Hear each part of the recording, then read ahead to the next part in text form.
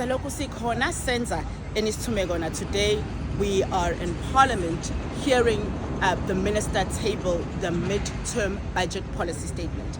Now what this is a review of the government financial plan and financial performance at midterm or midway through the year.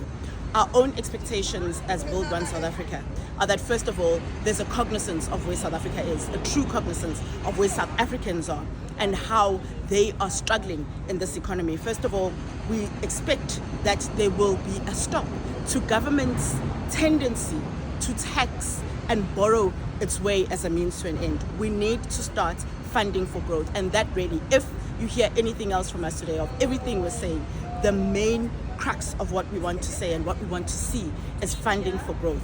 We do not want to see a cut to frontline services, as is a possibility today.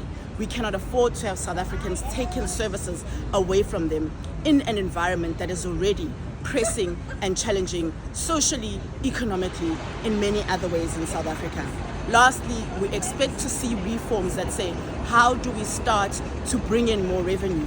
We have previously proposed a sin tax on online gambling and other reforms. We also would want to see a cut to the perks that ministers and deputy ministers have.